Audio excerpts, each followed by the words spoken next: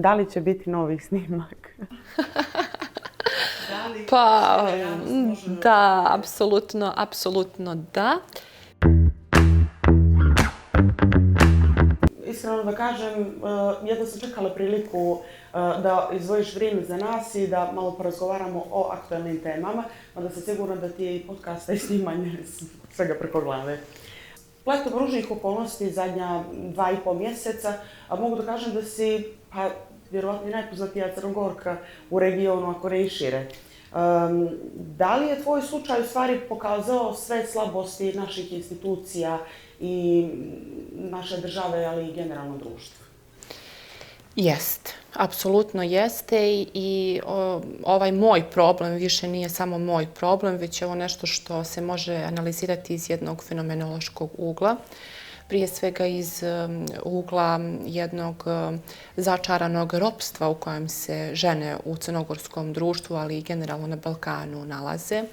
Jednog stanja prema ženama gdje se od nas očekuje i dozvoljava nam se da budemo dobri robovi. Znate, i u robovlasničkom periodu, ako ste dobar i poslušan rob, dobijate hranu, garderobu i ne tuku vas. Otprilike tako je nekako i sa nama ženama, iako smo u 21. vijeku. Očekuje se od nas da zarađujemo, da radimo, da prihodujemo, da budemo ostvarene u svemu onome što društvene norme nameću, ali ako se ipak usudimo da malo izađemo iz tih okvira, da javno iznosimo kritičku misao, da ukazujemo na neke nepravilnosti i zloupotrebe u institucijama sistema, ili ako čak sebi dozvolimo neku sitnu radost, neku slobodu življenja koja nikom ne nanosi štetu, onda imamo ogroman društveni problem. Evo vidimo da to traje već 2,5 mjeseca.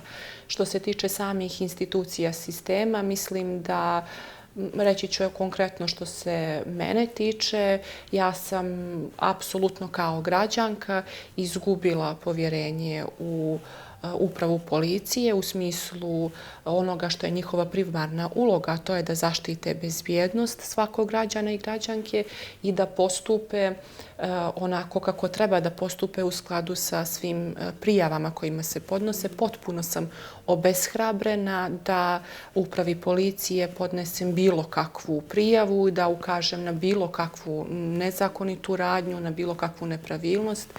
Što se pravosuđa tiče, nekako to moje pravničko biće u meni mi ne dozvoljava da budem previše kritički nastrojena prema njima, ali presporo se dolazi do te pravde i onda i sam efekat nije baš kakav bi trebao da bude. Nakon nedavnih snimaka sa navodnim Drecunom koji je na potjernici, čini se da opet nisi bila zaštićena. S obzirom da su već uslijedili pretres stana i tužba. Kako mi to komentarišeš? Pa vidite, taj sam događaj je zaista jedna rukavica u lice i građanima i građankama, ali i institucijama sistema. Prije svega iz razloga što ja kada sam uporno dolazila u upravu policije i dostavljala im dokaze o krivičnim djelima koje se vrše meni na štetu, apsolutno nikakve reakcije nije bilo. I ja sam tada ukazivala i upravi policije i tužilaštvu da će takav odnos institucija stvoriti jednu negativnu poruku u društvu, a to je da za određena krivična djela niste dorasli da ih otkrijete i da ćete prosto poslati negativnu poruku onima koji su skloni vršenju takvih krivičnih djela, da prosto neće biti sankcionisani. Kada se desila ta zadnja objava, ja sam presretnuta od strane kriminalističke policije u saobraćaju.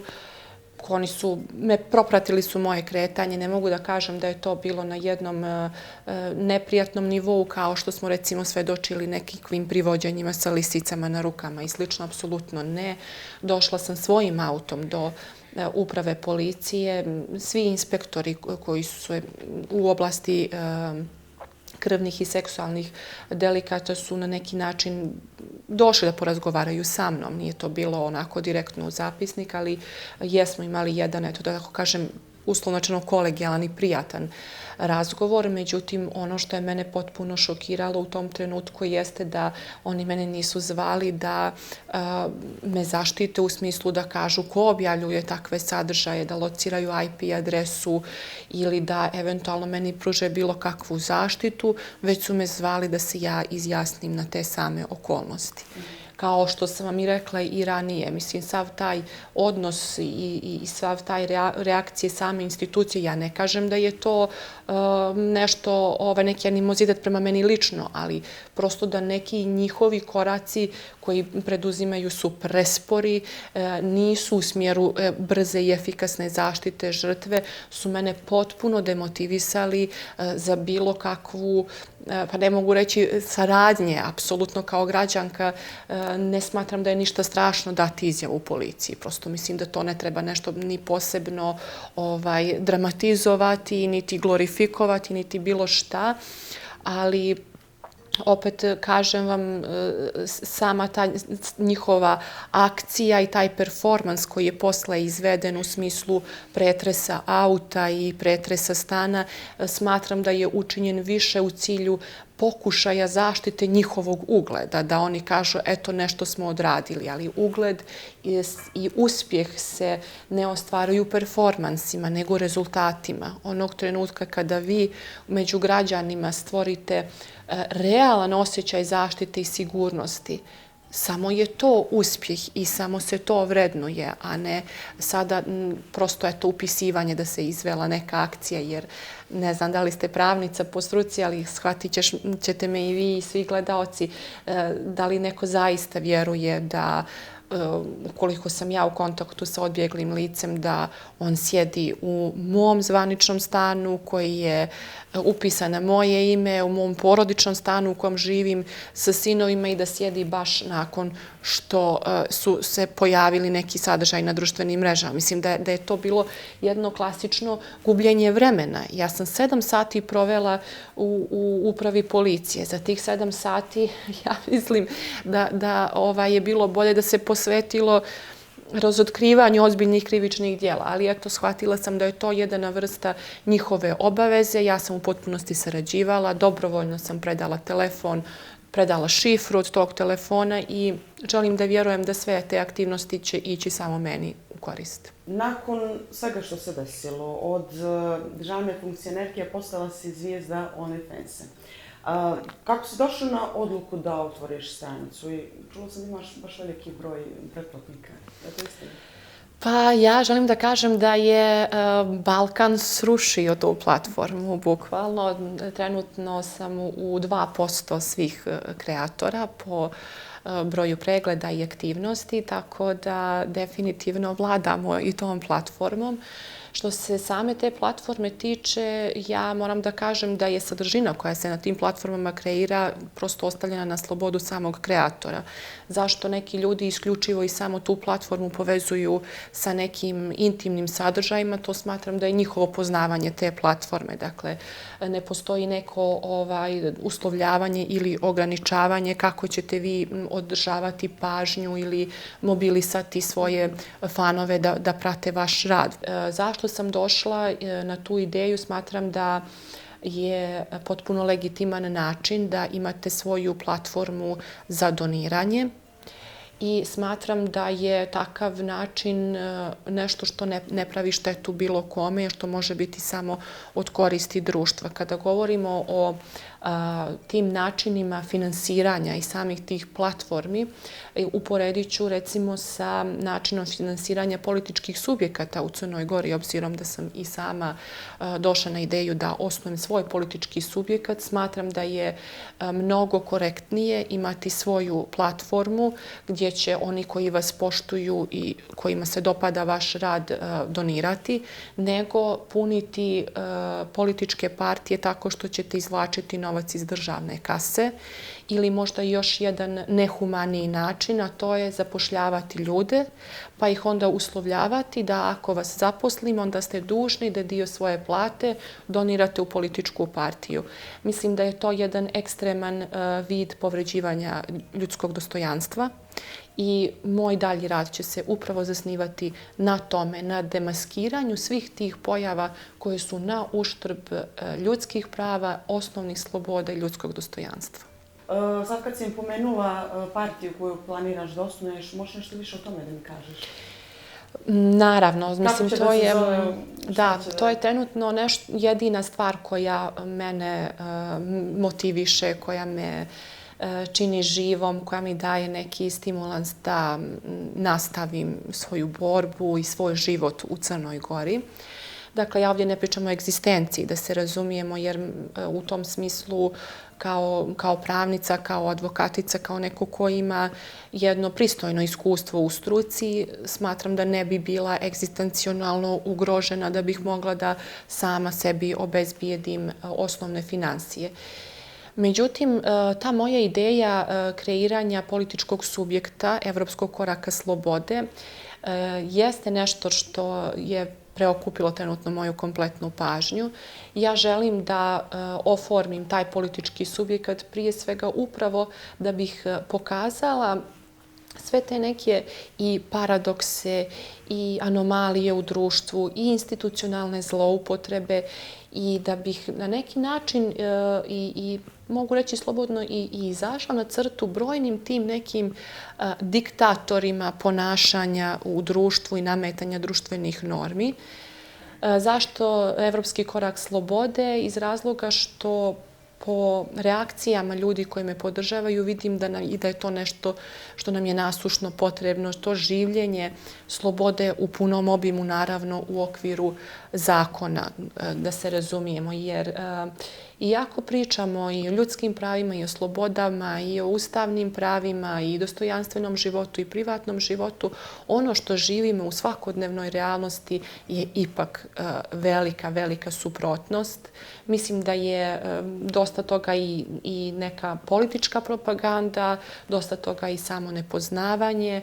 Mislim da se ljudi previše uslovljavaju kroz obavljanje određenih poslova da se u potpunosti odreknu svog ličnog bića, postojanja, svog privatnog života, a to je nešto što je vraćanje unazad ne godinama, nego vjekovima i vjekovima unazad. Dakle, ja ću se zalagati za to da, ne znam, ljude cijenimo u odnosu na njihov profesionalni rad i rezultat, a da privatni život zaista zaštitimo i da ljudima omogućimo da žive slobodu u punom svom obimu.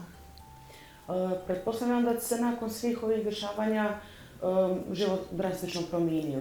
Ono što mene zanima jeste kako ljudi u tvojoj okolini, kad izađeš vani, kad si po gradu, u prodavnici, po buticima, kako se ponašaju u tvojoj blizini, kako reaguju kada te vide? Mislim, da li uopšte dolazi do nekih reakcija?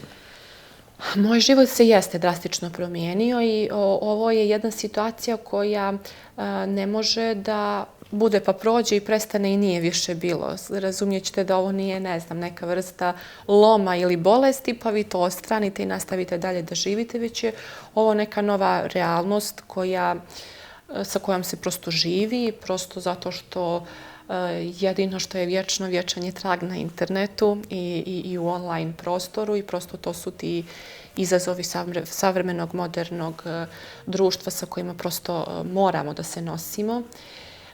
Ja, što se tiče samih tih reakcija, nekako želim da privlačim one koje su pozitivne, želim na te pozitivne da reagujem, iako jeste bivalo i nekih krajnje i neprijatnih i negativnih, sa kojima sam morala da se suočim i da pošaljem poruku da to prosto mora da prestane, u smislu da, recimo, ne znam, u toku obavljanja nekakvih običnih životnih aktivnosti, kada sam u marketu, da onako, ne znam, da li pokušavaju da budu simpatični ili duhoviti, da priđu pa da mi postave neko pitanje, da, ne znam, sa svojom partnerkom planiram večeras da popijem piće, možete li mi pomoći oko izbora pića, čisto da naprave neku provokaciju pred ljudima, tako je. Onda mi se recimo dešavalo da, ne znam, u pekari onako naiđe neki sredovečni čovjek i tu pred ljudima, pred ženama koje su tu, mislim, to dosta govori o jednoj vrsti lične svijesti, kaže, ne znam, na primjer, kakav divan dan, baš savršen dan za snimanje i tako, da bude takvih provokacija. Ali ja sam se ohrabrila da takve ljude, da stanem pred tim ljudima, da ih samo pogledam u oči. I onda kada vi svojim likom i svojim pogledom stanete pred njih, znate kako se situacija promijeni. Oni su ti koji spuštaju pogled. I oni su ti koji se loše osjećaju.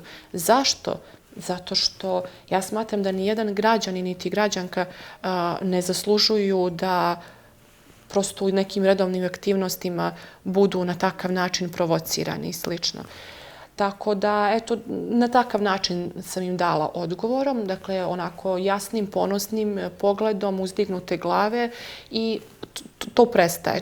To je nevjerovatno kako su oni su hrabri samo dok im ne odgovorite. Kad im odgovorite, njihova hrabrost prestaje, ali sa druge strane bilo je mnogo simpatičnih i nekih ohrabrujućih susreta od mlađih ljudi koji onako žele da se slikaju, žele da podijele tu sliku, koje žele da ohrabre, od jako uspješnih žena iz biznisa i nauke koje su mi se povjerile da i same su trpile neku vrstu ucjena, da su i same bile izložene tim nekim stegama koje im nisu dozvoljavale da u jednom životnom periodu prosto uzmu svoj život u svoje ruke i žive svoju slobodu. Jer složit ćete se da postoji jedan priličan broj žena koje su ostvarene i kao majke i profesionalno ili nisu ostvarene kao majke. Ne treba sad ni to nešto kvalifikovati kao, posebno prosto žive svoj život, ali da prosto im te društvene norme ne dozvoljavaju da se izraze na način na koji one smatraju da je njima prijatan. Da li osjećaš da je trenutno ugrožena tvoja sigurnost? Kada si davala izjavu policiji, čak da si tad dala sve informacije koje su oni željeli, da li smatraš da bi to oni zaštitili u smislu da nastaviš da vodiš normalan život? Ja mislim da je ugrožena sigurnost svakom građaninu i građanki Crne Gore i to se kroz moj primjer pokazalo. Ja sam na to signalizirala još krajem decembra kada su krenule prve prijave. Međutim, nakon što je jedan od načelnika Podgoričkog centra bezbjednosti prihvatio prijavu za krađu telefona koji nije ukraden nego je u rukama samog oštećenog i na taj način me institucionalno zaplašio, bit ću krajnje iskrena, ja sam apsolutno izgubila povjerenje u tu instituciju i znam da su i druge žene i druge porodice i druga djeca žrtve ovakve vrste sajber nasilja. I samo što je moj slučaj možda više stavio svjetlo na sve to, prosto zato što se samo priča, jer je taj oprobani mehanizam kod takve vrste obračuna taj da kod žrtava i kod njihovih porodica izaziva strah, povlačenje, ne znam, izostajanje iz škole ukoliko se radi o djeci ili otkazi ili ostavke. Znači da je to jedan zaista onako školski primjer i oprobani mehanizam uništavanja nečijeg života ili iznuđivanja novca, jer znam da postoje slučajevi da se i novac iznuđuje ucjenom kroz te neke privatne informacije. Opet kažem, smatram da svaki građanin i svaka građanka mogu da se osjećaju ugroženo i nezaštićeno po ovom pitanju, prosto zbog same reakcije nadležnih institucija kakve su bile. Što se tiče samog tog pitanja od strane uprave policije, prije svega, apsurdno je da sam ja u nekoj vrsti terećenja za bilo šta. Ja smatram da ako ste vi kao slobodna građanka se krećete u luksuznim restoranima, diskotekama, u saobraćaju, putujete, da nije vaše da ljude koje sretate na takvim mjestima listate po Interpolovoj potjernici. Ako se desi da vama priđe neko lice i predstavi vam se nekim imenom I još vam pokaže i dokument zvanični, izdat od zvanične institucije države sa tim imenom. Pa zar vi mislite da bilo koji građan ili građanka treba da to provjerava? Evo, ja vjerujem da se vi zovete Teodora. Razumijete? Znači, prosto neće biti da je odgovornost na građanima i zaista ne smatram da je bilo koji građanin dužan da u svom okruženju prije nego što sjedne u neki restoran prelista Interpolovu potjernicu i provjeri likove i lica koja se na njoj nalaze. Tako da mislim da je ovdje ipak akcenat odgovornosti na nadležnim institucijama. Sa druge strane, ako je njihova poruka da treba da se eventualno prijavljuju, ja evo samo vas pitam kako bi to izgledalo u praksi. Da li je to još jedan vid zloupotrebe koje policija sama sebi nameće? Da sada se javi 10 osoba i kaže tu i tu odbjeglu osobu smo vidjeli u tom i tom restoranu, pa smo onda je vidjeli tamo, pa smo... Znači, vjerujte mi da bi sama policija rekla, molim vas, nemojte nas uznemiravati, jer to može da se shvati i kao jedna vrsta manipulacije, uznemiravanja nadležnih organa. Tako da mislim da je ipak akcenat na zaštiti svih građana i građanki u slobodnom prostoru upravo od institucija sistema. Navedi jednu osobu koja je poznata našoj, da kažem tako, javnosti, koja nikad ne bi ruku pružila i jednu osobu sa kojom bi uvijek rado popila kafu.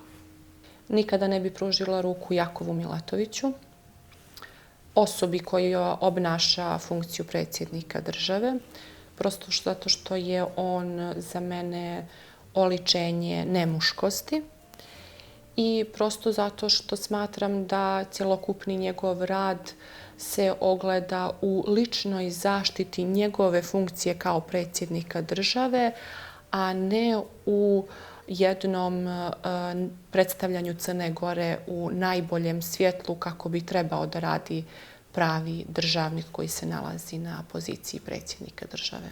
A osoba sa kojom bih uvijek popila kafu... Može da bude bilo. Pa neka bude da bih uvijek popila kafu sa odbjeglim licem. Ako bi ga institucije sistema pustile, da se slobodno kreće i bude... bude u restoranima i u diskotekama, prosto imao bi moje poštovanje, rekla bih svaka čast. Evo ruke.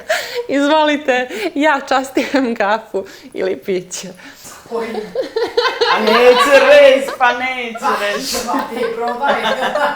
A neće da je vata, na prepad. A ja nju vidi da... Dobro, i ovaj smijeh slobodno možete da ubacite u najavu podcasta. Bili na vremenu, ko bi to mogao da bude? Pa što poznati, eto to je već... Ko bi to mogao da bude? Pa eto, neka bude da je sa crvene liste, tako da, rekli ste da treba da bude neko koji je izuzetno poznat, tako da...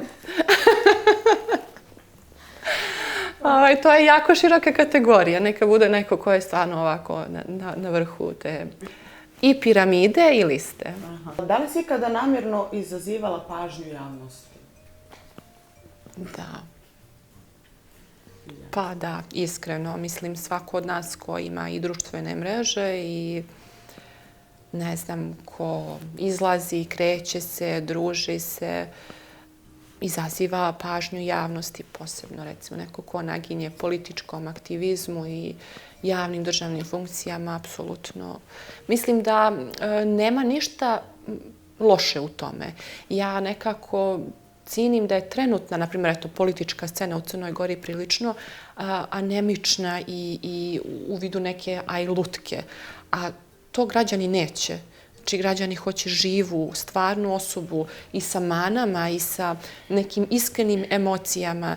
Ja ne znam šta se desi ljudima kada obuku ta odijela, kao da jednostavno nema duše ispod te kravate, tog sakoa. Mislim da dolaze vremena... Kao da maske stavljaju. Je li tako? Da ipak dolaze vremena nekih simpatija gdje ćete podršku javnosti i društva dobiti upravo spontanošću, iskrenošću, pa možda i nekim padovima i nekim manama koje imate, jer prosto živi smo ljudi. Da li smatraš da si trenutno popularnija od Miloša Medenice?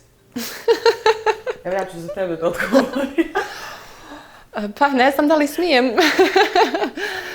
Kakvi su komentari od tvoje... Medeni, ako ovo gledaš, imam osveživač sa tvojom figuricom u autu. Imam onu pčelicu koja simboliše medenog. Da. Da li ti trenutno neko prijeti? Da. Ja sam stavila da, zato što sam imala skoro situaciju gdje je neko pokušao da mi sabotira auto. A na jednom točku su mi od 5, 4 šarafa skinuli. I mislim što može da se desi da mi otpane točak ili nešto u toku vožnje. A svi znaju kako ja ludo vozim i tako da. Savršen zločin. Da, bez dokaza. Pa vidite, prijete mi najviše na društvenim mrežama. Ja opet kažem, najopasniji su ti savršeni zločini bez traga. Dakle, to sam i ranije pričala i uvijek ću ponoviti. Nije baš situacija će neko vas na ulici fizički udariti, ali hoće vam raditi neke druge stvari koje će same vas navesti na uništenje života. Što se konkretno tiče nekih prijetnji koje dobijam jeste u smislu da me treba zaklati, da sam za goli otok, da ne znam, treba da nestanem, povučem se, da napustim Crnu Goru, da se više nigdje ne pojavljujem i to su sve neki mehanizmi zastrašivanja i ako bih se zaista osjetila ugroženo u smislu da ne mogu da funkcionišem u redovnom životu i ja sam i tražila procjenu bezbjednosti od strane policije, ali nisam sigurna da bi oni to meni mogli da obezbijede, pa bih se možda odlučila na lično obezbeđenje. Da li si zaplakala u posljednje vrijeme i zbog čega? Da, jesam. Koliko god to da se možda ovako ne vidi u javnom prostoru i u trenutku kad ja odlučim da izađem, da razgovaram i funkcionišem sa svojim prijateljima, to je prosto moja odluka da ja želim da budem dobro i da izgledam dobro, ali mnogo puta sam zaplakala zato što, ne znam, bilo mi je žao moje djece, na primjer, njih kad vidim da oni prolaze neprijatnosti u smislu da mene gledaju tako loše i da smo svi u porodici loše, a da oni ničim nisu krivi zbog toga, da su krivi samo zato što sam ja njihova majka koja prolazi kroz jedan težak period. Prosto rodbinu ne možete da birate. Svi smo mi nečija braća, sestre i ta refleksija na sve ljude oko mene jeste nešto što me je onako baš me je cijepalo. Evo, izdvojila bih recimo trenutak kada je moj stariji sinčić koji ima smetnju u razvoju, to znate, pominjala sam već, i kada je on vidio moje to loše izdanje i pitao me zašto se tako osjećam, način na koji on meni mislio da može da mi pomogne je nešto što me onako baš razlomilo u komade.